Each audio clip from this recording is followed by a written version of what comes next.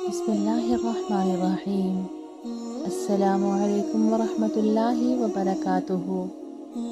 حضرت عمیر بن سلمہ رضی اللہ تعالی عنہ فرماتے ہیں، ایک مرتبہ حضرت عمر رضی اللہ تعالی عنہ دوپہر کو ایک درخت کے سائے میں سو رہے تھے۔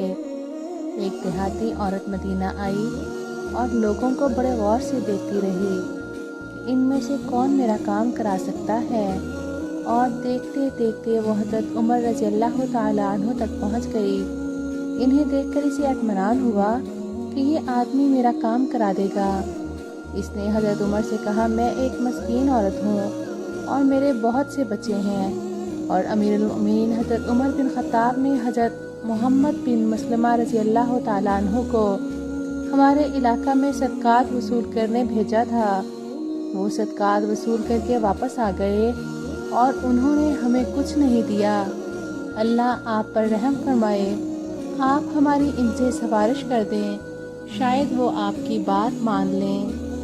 تو حضرت عمر نے اپنے دربان یرفع کو پکار کر کہا، حضرت محمد بن مسلمہ کو بلا کر میرے پاس لاؤ۔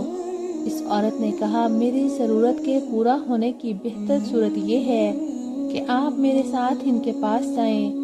اس عورت کو معلوم نہیں تھا کہ ان کا مخاطب آدمی خود امیر المومنین ہے۔ حضرت عمر نے کہا، میرے بلانے پر انشاءاللہ وہ تمہارا کام کر دے گا۔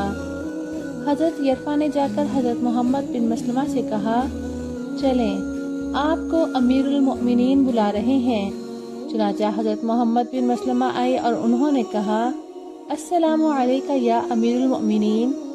اب اس عورت کو پتہ چلا کہ یہ امیر المؤمنین ہے تو وہ بہت شرمندہ ہوئی۔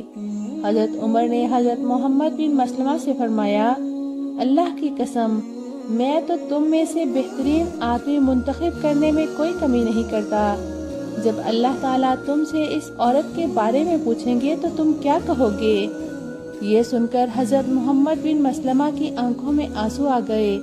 پھر حضرت عمر نے فرمایا، اللہ تعالیٰ نے اپنے نبی کریم صلی اللہ علیہ وسلم کو ہمارے پاس بھیجا، ہم نے ان کی تصدیق کی اور ان کا اتباع کیا۔ اللہ تعالیٰ حضور کو جو حکم دیتے، حضور صلی اللہ علیہ وسلم اس پر عمل کرتے، حضور صدقات وصول کر کے اس کے حقدار مساکین کو دیا کرتے، اور حضور کا معمول یوں ہی چلتا رہا، یہاں تک کہ اللہ تعالیٰ نے ان کو اپنے پاس بلا لیا۔ پھر اللہ تعالیٰ نے حضرت ابوبکر رضی اللہ تعالی عنہ کو حضور کا خلیفہ بنایا، تو وہ بھی حضور کے طریقے پر ہی عمل کرتے رہے، یہاں تک کہ اللہ تعالیٰ نے ان کو بھی اپنے پاس بلا لیا۔ پھر اللہ تعالیٰ نے مجھے ان کا خلیفہ بنا دیا، اور میں نے تم میں سے بہترین آدمی منتخب کرنے میں بھی کمی نہیں کی۔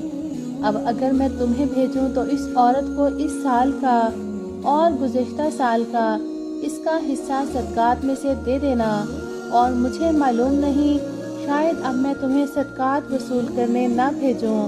پھر حضرت عمر نے اس عورت کے لیے ایک اونٹ منگوایا اور اس عورت کو آٹا اور تیل دیا اور فرمایا، یہ لے لو، پھر ہمارے پاس خیبر آ جانا، کیونکہ اب ہمارا خیبر جانے کا ارادہ ہے۔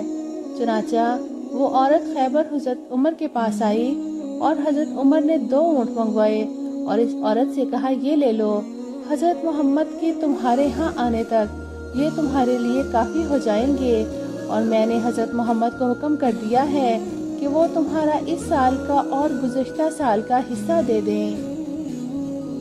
حضرت اسلم رحمۃ اللہ علیہ کہتے ہیں، میں ایک مرتبہ حضرت عمر بن خطاب رضی اللہ تعالی عنہ کے ساتھ بازار گیا۔ حضرت عمر کو ایک جوان عورت ملی اور اس نے کہا، اے امیر المومنین، میرا خاوند فوت ہو گیا ہے، اور اس نے اپنے پیچھے چھوٹے چھوٹے بچے چھوڑے ہیں، اور وہ اللہ کی قسم فکر و فاقہ کی وجہ سے پائے بھی نہیں پکا سکتے۔ ملک عرب میں پائے مفت ملتے تھے، بکا نہیں کرتے تھے، نہ ان کے پاس کوئی کھیتی ہے اور نہ کوئی دودھ کا جانور، اور مجھے ڈر ہے کہ قحط سالی سے کہیں وہ مر نہ جائیں۔ اور میں حضرت خفاف بن امام غفاری رضی اللہ تعالی عنہما کی بیٹی ہوں۔ میرے والد حضور صلی اللہ علیہ وسلم کے ساتھ حدیبیہ میں شریک ہوئے تھے۔ حضرت عمر اس عورت کے پاس کھڑے باتیں سنتے رہے اور آگے نہیں گئے۔ پھر فرمایا، خوش آمدید ہو، قریبی رشتہ داری نکل آئی، یعنی تمہارے قبیلے غفار کا ہمارے قبیلے قریش سے قریبی رشتہ ہے، یا تم ایک مشہور صحابی کے خاندان میں سے ہو۔ پھر حضرت عمر وہاں سے گھر واپس گئے۔ ان کے گھر میں ایک خوب بوجھ اٹھانے والا اونٹ بندھا ہوا تھا۔ 2 بورے غلہ سے بھر کر اس پر رکھ دیے اور ان دونوں بوروں کے درمیان خرچے کے پیسے اور کپڑے رکھ دیے، اور پھر اس اونٹ کی نکیل اس عورت کو پکڑا کر کہا، یہ اونٹ لے جاؤ، انشاءاللہ ان چیزوں کے ختم ہونے سے پہلے ہی اللہ تعالیٰ تمہارے لیے بہتر انتظام فرما دیں گے۔ ایک آدمی نے کہا، اے امیر المومنین، آپ نے اس عورت کو بہت زیادہ دیا ہے۔ حضرت عمر نے کہا، تیری ماں تجھے گم کرے۔